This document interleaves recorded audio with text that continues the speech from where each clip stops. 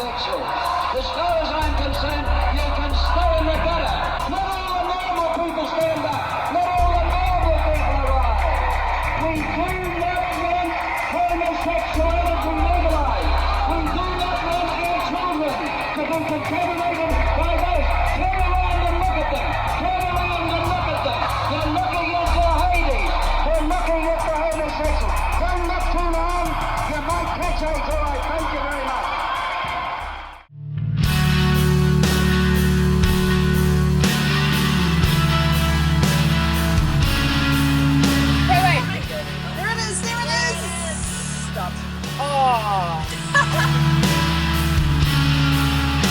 It was one of the best trips I've ever been on. Being in Parliament is so cool. You get to see what's going on, you get to see who's running your country. I would fly that flag with honour and pride. I'm just happy that the country that I'm living in at the moment, I feel safe.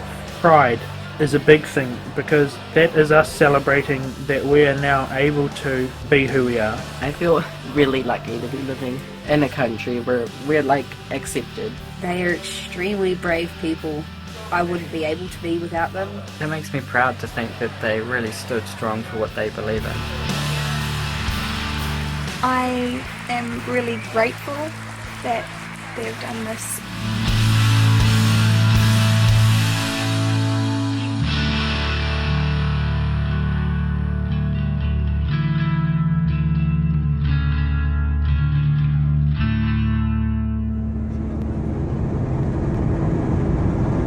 As we hit the road to Wellington, we were excited, anxious and buzzing.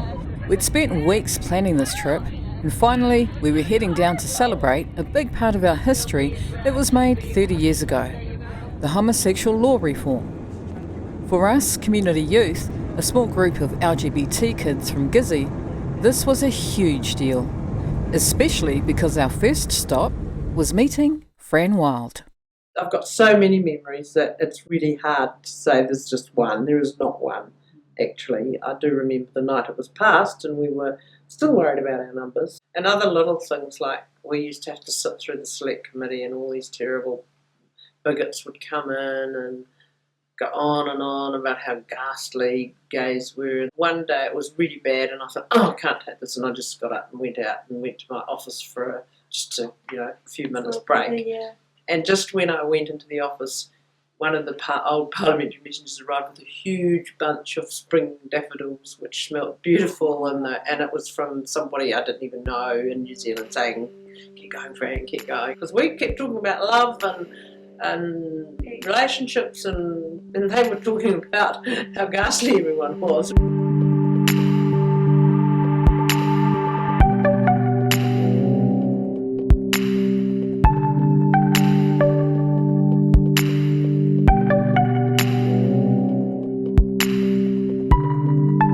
As Fran continued on her parliamentary campaign around the country, hundreds of people from both sides took to the streets, marching and holding rallies. Fights broke out and police stepped in. Things got pretty messy. But it was time for homosexuality to be decriminalised and the Human Rights Act to be amended. It was time to put a stop to the persecution of gay men and throwing them in prison. And it was time to fight for the rights of all New Zealanders. We are citizens of this country. We demand our rights as citizens of New Zealand. They're being given back rights, they're being given back everything that was taken from them, their basic human rights, their social standings. Even like they're trying to take away the prison records, like away of gay men who were imprisoned. Like they're trying to get that off their record, like they were good men, they were just gay, so that's why they were imprisoned. I just feel like really, really, really lucky that I'm not going to be thrown in jail for being me and loving who I want, I guess, because that's just, I heard about that and that just really like stuck with me, I guess, because people shouldn't be thrown in jail for being themselves. I mean, why should people be punished and have to suffer for being who they are, for doing what they feel is natural for them for doing what they feel is right. I think that's ridiculous to throw them in prison for being who they are. I mean, how does that affect other people? There was also this group of Middle New Zealanders who really didn't know much about homosexuality, and therefore they had been given this stereotype that gay men were all child molesters. Can't believe that anyone thought that it compared to things such as murder and pedophilia and all the other things that you go to jail for. And they did. They honestly thought that gay men were the equivalent of pedophiles. If you look at it as a kind of a progression, so in 1986 we had homosexual law reform and we ceased being criminals. And actually for men it was the criminality, but for lesbians at that time it was the fact that we used to get beaten up and that you couldn't be openly homosexual whether you were male or female. There were a whole lot of consequences that happened. Like the LGBTI community, I didn't think we had someone even representing us. I didn't think we needed, I didn't even know that whole thing was there. So that was really cool, knowing that there's all these people there fighting for us to get the rights that we deserve, because we shouldn't have any different rights from anyone else. I know that if it put me in that situation, I don't know if I'd do the same thing. I honestly can't say that I'd do the same thing, because it was an extremely hard time and stuff, and what they were asking for just wasn't heard of before. We have made tremendous ground. The very fact that we are able to make this video and not be afraid of persecution is absolutely and utterly brilliant. We're moving to Wellington. We are. Yeah, when we're down there I definitely want to connect back with Louisa and even Fran if I could, because I can't believe how much knowledge they had. The same with Jan. It was amazing to see how many people fought for us, and it's good to say thank you.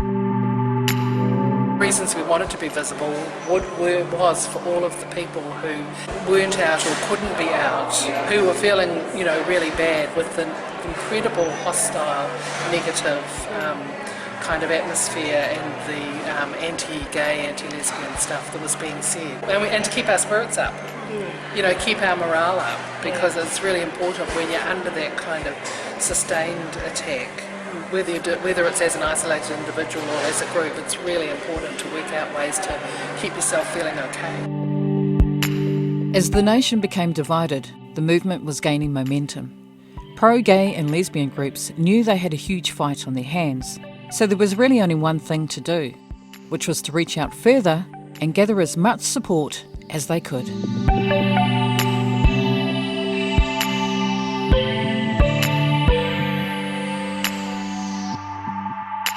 Rich, old, misogynist, white, gay men to radical feminist dykes, and tie them together and make them work together and keep them reasonably happy. So it was a massive coalition building. And we picketed the Salvation Army because they were taking around the petition and lending their weight to that, going door to door, going into offices. It was really hard for people that their workmates and their families were signing it without really being aware of the issues. And then they presented this petition at Parliament in the most amazing theatrical production, which was like something out of Nazi Germany. They had flags and uniforms and hymns, and it was awful, and it frightened a lot of people who said, we don't like this in New Zealand, we don't want this sort of hatred in New Zealand. I didn't know much about the history of LGBT, and so I had to actually look into it, and I didn't know that it was this horrible, that we got treated this badly. Just seeing everything, seeing the pictures in the book that we got at the archives from that fire. September 11th, 1986. Arsonists hit the lesbian and gay archives in Wellington, with the fire coming as a string of attacks on the LGBT community. Gay bashings were on the rise, and death threats were reaching Fran's office. Yeah, it was interesting hearing about the letter bombs. I know that she risked her neck and her life and probably her family as well to get rights for people that may have just been her friends or like even people she didn't know. But there was something else, another pressing issue, bigger than what anyone could have imagined, which relied hugely on the bill being pushed through. AIDS will see to it, deaths from AIDS will see to it that it's never passed. They know it's their last chance because if they don't get it through now, the increasing deaths from AIDS... And so the opposition to the bill was saying, oh, we can't, this bill will make AIDS worse. And we said, no, we need it. We need men to come to the health clinics and to if they think they've got AIDS, to actually get something done about it. And they won't come if they're criminal and they're going to be prosecuted. I'm scared that I'll get it. I'm scared that my lover will get it. I'm scared people that I love, my friends, might die from it. If you're going to slow down AIDS, you're going to have to allow people to talk about the fact that they're gay. You're going to have to be able to open conversations about the need to use condoms. Free, well, is that so? I'm going through a phase, is that Aotearoa was coming out, and the people of New Zealand were being exposed to the truth of one side and the lies of the other. LGBTQI Aotearoa was out on the streets, loud and proud. Free me, would you take some time to expand my mind? Would you take some time to expand my mind? Would you take some time to expand my mind? Would you be so kind, lover?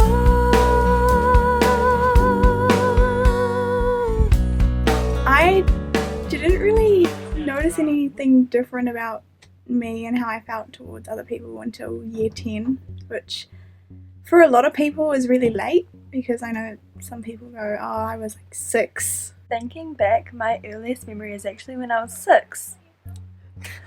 Well, probably when I was like 5 or 6. Probably 3. Yeah, That's my earliest, I think. I would have been 11. I think it was start of year 11. I was about 11 years old is when I first really realised. I knew I was different from all the other boys, and it wasn't really until high school that I found out. 2 of my friends came out to me as bisexual, and that was when I first started looking into it. And then I had a crush on a girl, and it kind of was then that I knew. Me and my best friend, we were at school, we were alone, my best friend's also a girl, and we may have kissed. I don't know if it's actually a real memory or not, but that's when I sort of knew, and then I just shoved it away because I was like, no thanks. Guess I'm like trans curious, I guess. I always like dressed up in female clothes, and I just guess I knew I was different. It was something strange or something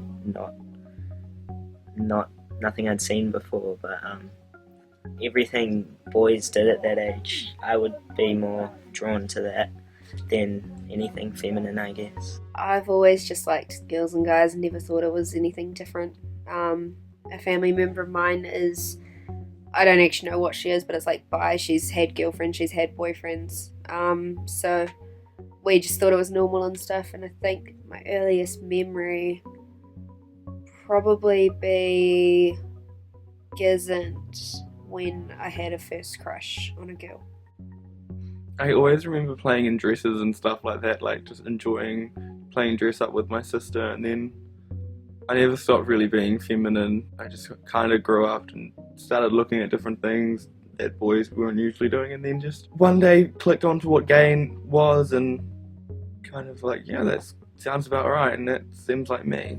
I remember I was 11 years old when I first realised that I wasn't only attracted to girls. And yeah, I got my first crush on a guy, and then that's when I started to realise that, wow, I'm not straight. I could just tell by a lot of the things I acted around girls. I've always been a lot more comfortable around girls, whereas a lot of other boys were nervous around girls. Always showed the normal telltale signs of a crush or something rather. But then there was me in the corner, sitting there playing with their dolls with them. By year 10ish is where I really started to experience gayness.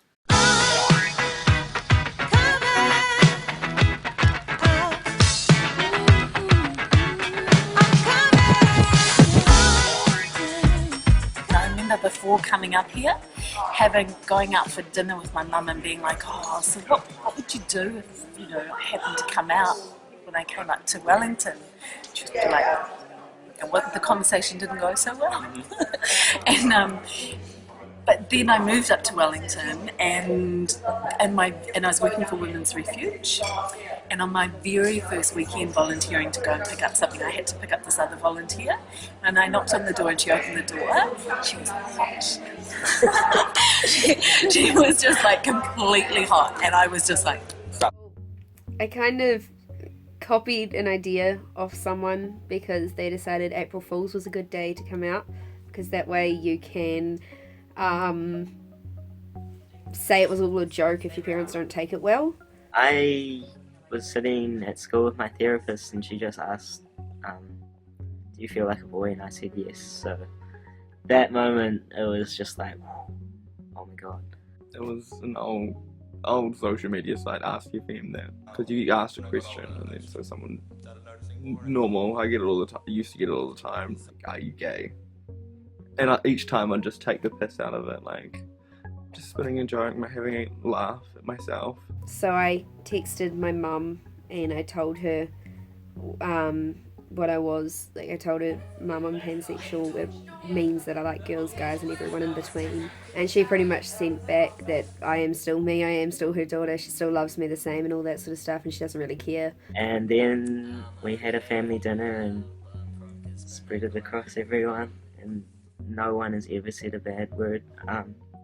Best thing I've ever done. I kind of just told my parents and said, I'm gay, that's it, end of. Like, that's who I am. These youngsters, and I have a group of them here tonight from Gisborne.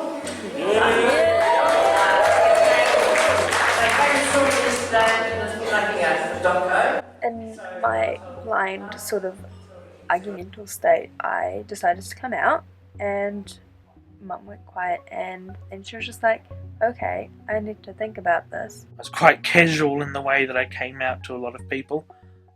For instance, my grandmother, we actually had an art exhibition with the youth group, the LGBT youth group, and it was just on a little A4 piece of paper stuck up on the wall that said, Dear family and friends, I'm gay from Matthew. And then a couple of days later, Mum was just like, are you having sex? Grandmother was just casually skipping past it. She read it, and then moved on to the next art piece without even acknowledging me. I said no, and Mum was completely fine with that. And then at the end of it, just turned around, gave me a hug and a kiss, and sort of hit me for me not telling her earlier. And then when I came out as trans to my mother, which was on April Fool's, because I was just like, hey, if it goes bad, I can just be like, yeah, Mum, it's a joke, April Fool's. Ha ha ha. Cry inside. I was so happy that she hadn't had a bad reaction. I think it was sometime last year, and I knew I had to do it because I was getting really uncomfortable being at home. I was quite concerned about coming out to my father because I thought he wouldn't understand it fully, and I think I'm not sure, I just didn't know what to expect. Well, it was more like the female side of the family that was like that. I don't know if they liked me more, but they were more accepting, I guess. They would always just say, it's okay, we don't care how you turn out as long as you're happy and we'll support you. I was quite surprised that he was much more accepting. My mum had recently asked me if I was alright, so I was terrified and she started noticing, so I just went and sat down with her. I came out to her as bisexual because that was the easiest way to express that I was different, I suppose. She told me it was fine, and then she just asked if I was having sex with anyone, and that was all that she cared about. My girl mates really, they were just like, oh yeah, we knew. And I was like, oh, okay, cool. Wow, my coming out story. So I had the hots for one of my teachers, but I was only 11. So, but when you're 11, I didn't even really understand what I was feeling. It wasn't until I'd moved away from home and then saw it's all about visibility. I started working for an organisation, Black Water Trust in the Waikato, a lot of women who were in lesbian relationships, and I was just exposed to our community, and then I was like, oh yes, this is me, this is who I am. Members, the ayes are 77, the noes are 44. The responsibility after our 2011 general election to lead Labour as the chair of Labour's Rainbow Caucus and really move this whole equality under the law within the relationship area became something that I not only had to lead but had to propose legislation for. Unlock the doors. Unlock the doors. Marriage, definition of marriage amendment bill, third reading. After the election, our leadership decided that I should be the chair of Labour's Rainbow Caucus. But also, for me, in having Marilyn as one of the influences in my life, I actually stem back to the civil union debate. I was working at the Human Rights Commission then, and actually Marilyn didn't support civil unions because she actually believed that it contravened fundamental human rights, and that essentially, just like any other New Zealander, we should have been able to get married. Nothing could make me more proud to be a New Zealander than passing this bill. It's an honour to represent your country and the people of New Zealand. I'm proud to be a member of this 50th Parliament that will continue New Zealand's proud human rights tradition. I thank my colleagues for simply doing what is fair, just and right.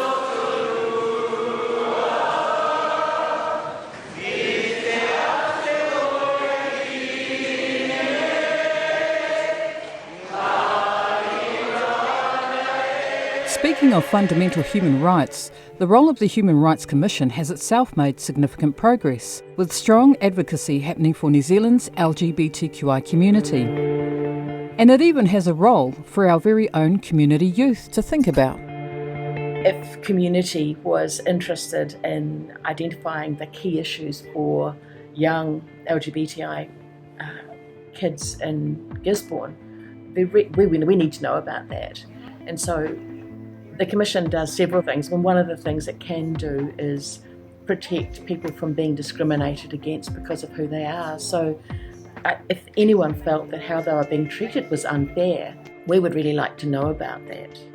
So we're thinking of setting up diversity groups in our high schools around Gisborne. Sometimes it's hard for school administrators and teachers. They kind of find this a difficult issue. Yeah. And so, you have to manage it carefully, but need to give them the support to support those groups. Make sure you've got good support networks, people who are going to be there that you can run stuff by and debrief with and, go to if you're feeling stuck. I think people need to be more openly accepting of LGBT as a whole and adding it to our curriculum when it's still mandatory, so that people have to learn about this and learn that harassment in the streets is never going to be okay.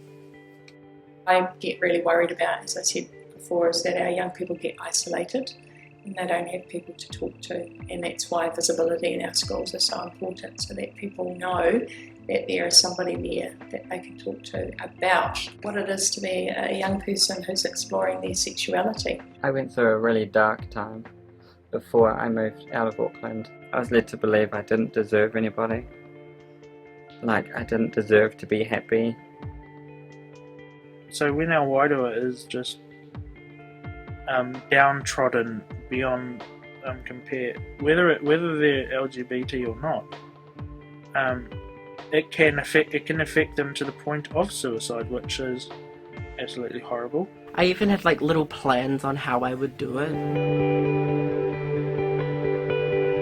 And it's how can we provide enough resilience in our young people that even if they feel like doing something, something stops them, and they just say to themselves, oh, I've got to talk to this, my auntie, uncle, my mate, or whoever.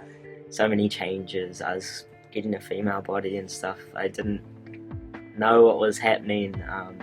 Got pretty down, ended up in Wellington Hospital. I just think extremely low of myself, that I wasn't worth anyone's time, that people were just around me because they felt sorry for me.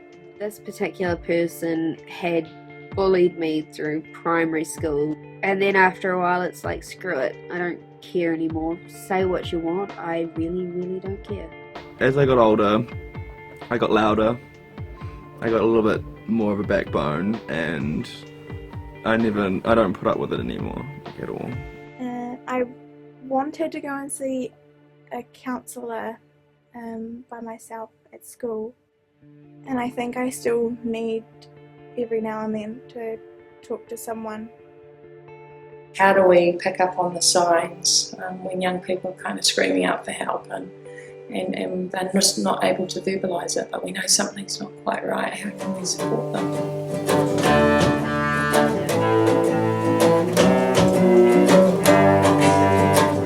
Educating the educators is an important priority for our community youth, who note that the lack of education around LGBTI in schools leads to experiences of being misunderstood. We're concerned around gender identity, and that there is nowhere our Act in itself talks about gender, but how does it talk about gender identity as opposed to sexual orientation? Especially when ethnicity is introduced, I think, because because then you also get sexualization of different gender identities. Parents are just like gay or straight, but whenever you say pansexual or bisexual, they're like, it's just a phase. Like, you just think you like girls, you just think you like guys, and you'll settle with one of them. Trans community would be, the people that are intersex, that they need a lot more representation and more rights. We've got a real focus on intersex, gender normalisation of intersex children, and working with the Intersex Trust Aotearoa New Zealand and with Te Whanawhana to look to see how we can stop the medical practice of gender normalising intersex children. I think the biggest challenge for me is working out who I was. So I had that queer identity, but the intersex part, I didn't even know that story was hidden from me. And then finding a place to be myself, so someone that's not fully male or female, and doing that before we had language around it. I mean, the young ones know how to do it now, but when I was doing it, there were no other role models. So there's something special about being the first, but it's also scary and really hard sometimes. In Aotearoa, we have this extraordinary history. Learn about it and be proud of it. We have Elizabeth's beautiful book now to help us do that. Not until I actually started in community did I learn much about being takatapui within Māori culture. It was actually Elizabeth Kerekere who educated me a lot on that. I believe that our sexuality and our gender comes from our tupuna, because for our young people, even babies, they know, and any mother will tell you this, the child knows what gender they are, regardless of what they were born as, regardless of what people think they are or what a doctor might choose on a little baby. The child knows. We leave the child enough time and the basic respect to let them decide who they are. A lot of the culture that I was raised up around was based on Christian beliefs as opposed to what the Māori had believed when it comes to takatapui or LGBT. My great-grandmother was born in 1903, and Te Poke. And when I was 16 and I went to tell her that I was a lesbian, she had no clue what that meant. But once I explained it to her sufficiently, she told me that she had aunties that lived as couples when she was young. Now they had to have been born in the late 1800s. And when I said to her, did we have a name for them? She goes, no, they're just part of the whānau. On the cultural side, it has had like a small impact on like all my decisions making. My first name may not have the mana that mum wants it to have. So many of our trans whānau, our whakawahine, our tangata ira tāne, they've known from a young age, they grew up in a whānau which may not be accepting, they don't know anybody else like that, but still they know that to be true for themselves, and they will live their life and take all the hassle that they will get for those making those choices and those decisions because they know it to be true and to be real. Our number one job is to look after them, and we do everything we can.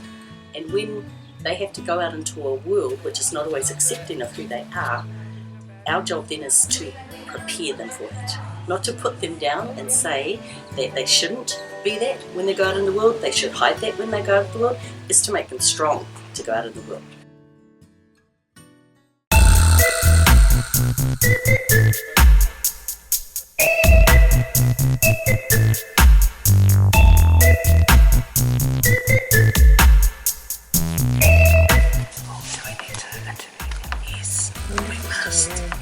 What we found at the Lesbian and Gay Archives was nothing short of amazing. Records upon records of accounts from the people of Gisborne showing strong support for the Homosexual Law Reform Bill. It blew us away. But it also brought about the question, has Gisborne society truly embraced its very own LGBTI community? In my generation, I don't think things have changed. People never say anything to my face. They're always perfectly civil.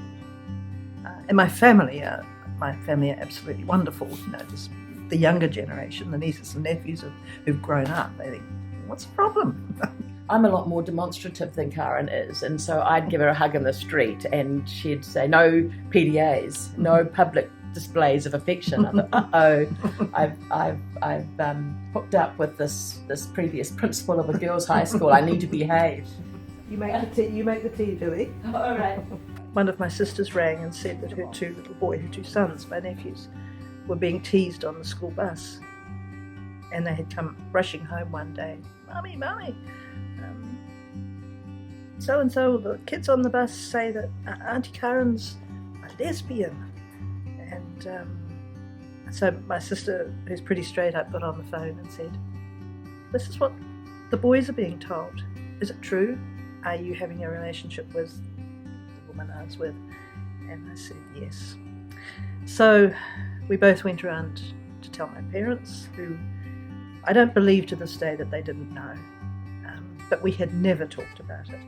And they were shocked. And my father said, and I loved him to bits, and he was a wonderful, wonderful man, but what he said was, he could have waited until we were dead. And that was really, really hurtful. My parents are amazing and really tried to get their heads around what it meant, but I know they had concerns about how I could be a mother to my son. How could I be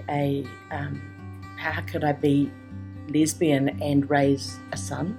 But I got very involved with the sports teams and involved in school board of trustees and became chair of the board, so I sort of put myself in a position where he would be proud of me for what I did.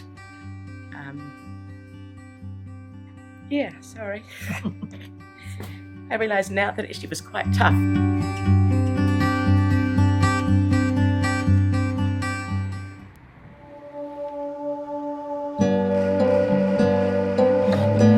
Never in a million years could anyone imagine that the world would come to celebrate the International Transgender Day of Visibility, an annual event on March 31st. This year, good old Gizzy was coming together in support for its very own transgender community through local media and the H.B. Williams Memorial Library. Amazing, so happy publishers are putting out a book with an actual transgender character and storyline for very young children. We also have non-fiction resources of people telling their stories about their experiences transitioning, and we have a lot of fiction stories.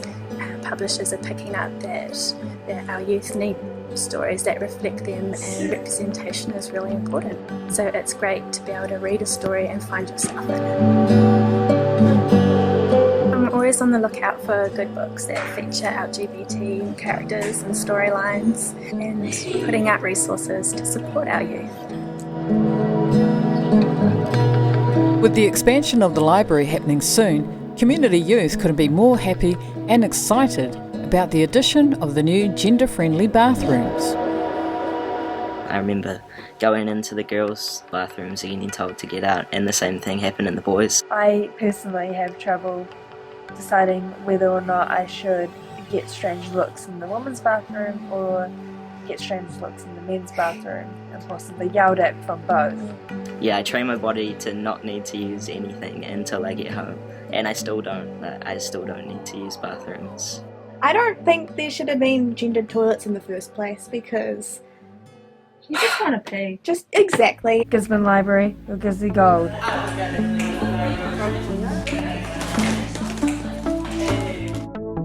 It's clear to see that Community Youth Gisborne couldn't be more proud to lead the way for small-town LGBT visibility, which also got them and the adults of Gizzy thinking about what next. And perhaps with the Christmas parade, just to float in that and let people know that there is a community for them here. I would so do that. Well, imagine a gay pride parade down Gladstone Road in Gisborne. Yeah. Can you imagine that? I reckon that'll be fun, just like, celebrating who we are. Community is just amazing.